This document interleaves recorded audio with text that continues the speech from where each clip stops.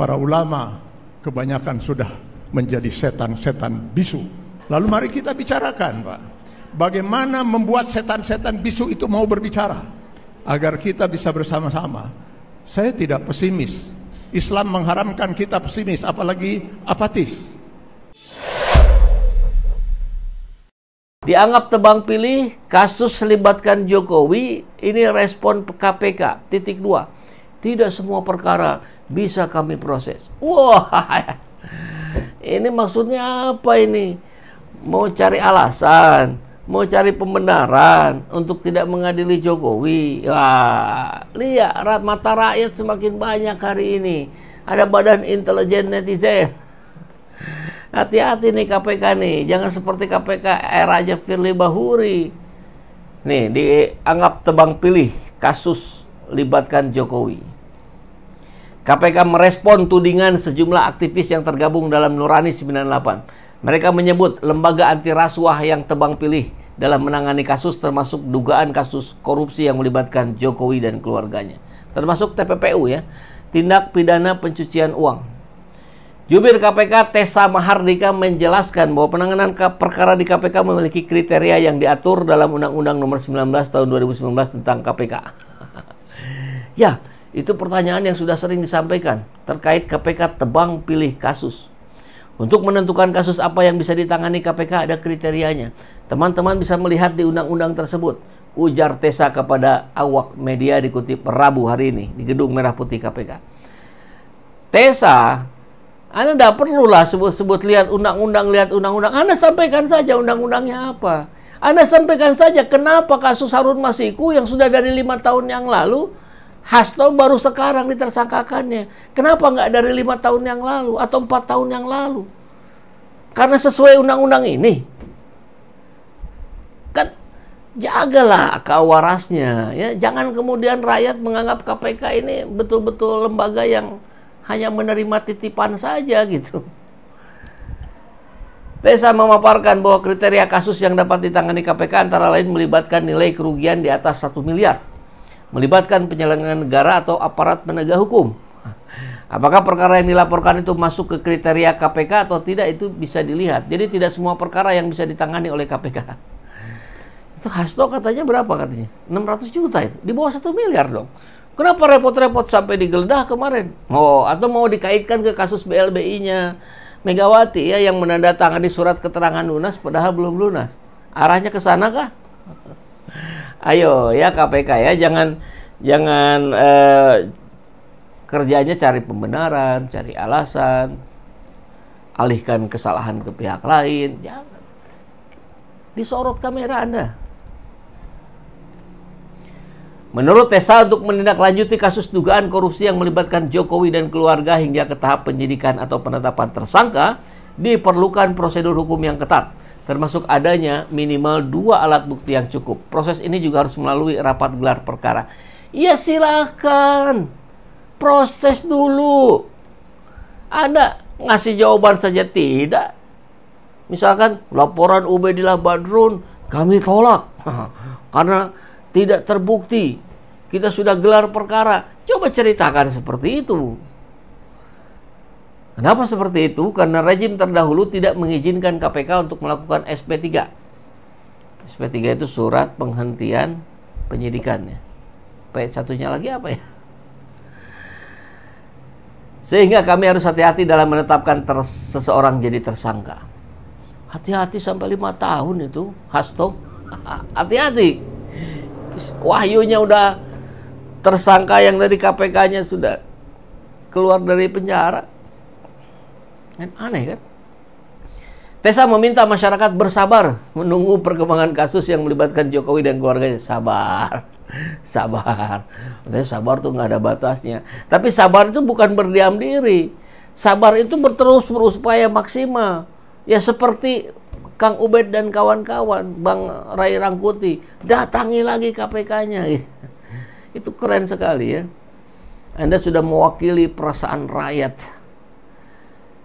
Jika kasus tersebut naik ke tahap penyidikan, KPK akan mengumumkannya kepada publik. Namun Tessa mengaku belum mengetahui perkembangan kasus itu apakah masih dalam tahap telaah atau penyidikan, mengingat informasi tersebut bersifat rahasia. Allahu Akbar. Jadi seringlah bersembunyi di kata-kata yang seperti ini. Ini sifatnya rahasia. Jangan bodohi rakyat. Diketahui sejumlah kasus yang melibatkan Jokowi dan keluarganya mencakup dugaan suap dan gratifikasi oleh Gibran Rakabuming Raka dan Kaisang Pangarep dari PT SM. Dugaan gratifikasi fasilitas pesawat jet yang dinikmati Kaisang hingga kasus Blok Medan yang menyeret Bobi Nasution dan Kahiyang Ayu. Jadi kita tunggu saja. Seandainya memang proses tersebut ada, nanti akan kami sampaikan. Tapi yang jelas belum ada perkara dimaksud di tahap penyidikan sampai dengan saat ini. Terus sampai kapan? Oh, kita belum bisa memastikan karena proses itu akan tergantung sekali nanti situasi di lapangan. Omon-omon itu yang begitu. Anda tuh nggak bisa lagi lah hari ini berdalih seperti itu. Mungkin 5 tahun yang lalu Anda bisa berdalih seperti itu. Sekarang enggak lah. Akal waras publik itu makin hidup hari ini. Makin meningkat ini. Ya, ini cerita di bawahnya ya didatangi oleh ini ya, oleh Ray Rangkuti, Ubaidillah Badrun, Hari Purwanto dan sejumlah aktivis lainnya. Nah, ini Pak Prabowo. Pak Prabowo mohonlah bicara ya agar KPK segera proses itu laporan-laporan tentang Jokowi itu, baik ke KPK, ke Bareskrim, ke mana lagi itu ya. Yang perdata juga kan ada. Ini lihat Pak Prabowo. Rakyat ini sudah luar biasa karena tidak terpenuhi juga gitu. Salah satunya oleh KPK. Ya akhirnya kan coretan dinding yang bermain. Adili Jokowi, adili Jokowi. Ini suara hati rakyat ini. Jangan dianggap main-main. Ini banyak di mana-mana ini. Ngeri ini. 3 penjajah. 1 Belanda, 2 Jepang, 3 Jokowi gitu. Dan menghadapi perlawanan terhadap penjajah adalah dengan kita berontak. Jadi bahasa Pak Rizal Fadilah keren sekali itu. Untuk melawan Jokowi, kita ini harus menempatkan diri sebagai pemberontak. Kenapa? Karena yang kita lawan penjajah. Lihat ini. Adili Jokowi di mana-mana ini. Ini dengan cepat akan menyebar di seluruh Indonesia.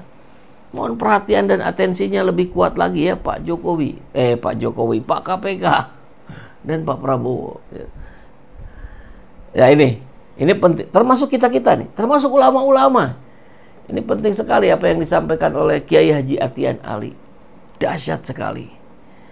Kita dengarkan ini di sebuah acara di Jakarta beberapa bulan lalu ya. Ada macam-macam, banyak tokoh yang hadir. Ulama-ulama hadir di sini dan salah satu pengingat iman ini tidak akan pernah berhenti, kata Sayyidina Ali radhiyallahu anhu. Bukan karena banyaknya orang-orang yang jahat, tapi diamnya orang-orang yang baik. Lihat Pilpres kemarin, ketika umat bingung mana yang harus dipilih, apa kata tokoh-tokoh ulama dari ormas-ormas Islam besar itu? Kami para ulama netral. Dari mana yang namanya ulama bisa netral? Bukankah ulama itu adalah warasatul anbiya? Umat dihadapkan dengan satu hak, yang satu batil, yang satu haram, satu halal, lalu ulama kemudian bersikap netral. Netral itu kalau di mobil itu maju enggak, mundur enggak, belok kanan enggak, belok kiri enggak. Saya jadi teringat dengan pernyataan Imam An-Nawawi dalam Syarah Sahih Muslim. Mereka yang tidak menyuarakan kebenaran adalah syaitan al-akhras, setan yang bisu, dan yang menyuarakan kebatilan adalah setan yang berbicara. Kini kebanyakan kita adalah setan-setan bisu. Para pejabat, para TNI, saudara-saudara kita yang di TNI, Polri yang masih aktif, para ulama bisu semua menyampaikan kebenaran. Baru nanti mereka bersuara, mohon maaf, ketika sudah tidak menjabat, ketika sudah purnawirawan, kemana para ulama? Para ulama kebanyakan sudah menjadi setan-setan bisu. Lalu mari kita bicarakan, Pak, bagaimana membuat setan-setan bisu itu mau berbicara, agar kita bisa bersama-sama Saya tidak pesimis. Islam mengharamkan kita pesimis, apalagi apatis. Tetapi kita tidak bisa optimis selama kita tidak pernah berjuang secara maksimal untuk memperjuangkan ini. Kata Allah, wa'iddu lahum mastata'tum. Kita harus menyiapkan dulu kekuatan itu, baru kita bisa berjuang. Dahsyat, Masya Allah. Terima kasih Pak Atian. Ini sungguh menggelorakan ini ya. Meskipun kita tahu beliau juga usianya sudah tidak muda lagi ya, tapi ini acaranya Jakarta. Beliau orang Bandung. Dari sini dekat sekali. Kalau naik motor ya 10-15 menit nyampe ya. Di daerah Jalan Cijagra. Baru berapa hari saya juga ketemu dengan beliau, mendapatkan banyak nasihat untuk perjuangan kita ke depan. Lihat kata-katanya. Bahkan ulama pun diingatkan. Ya memang, ya ulama juga manusia ya, ustadz juga manusia. Ya harus diingatkan. Tawasau bil haq wa tawasau bis sabr. Jangan jadi setan-setan bisu. Wah, Pak Atian. Ya, jadi ini harus menggerakkan kita. Jangan diam, bicaralah. Dakwah itu bukan sekedar tugasnya ulama, ustadz. Kita semua umat Islam dapat kewajiban dari Allah untuk berdakwah, amar ma'ruf nahi mungkar. Amar ma'ruf sudah banyak, nahi mungkar masih sedikit. Nah, salah satu yang terdepan ini ya Pak Atian ini, Pak Kiai Haji Atian.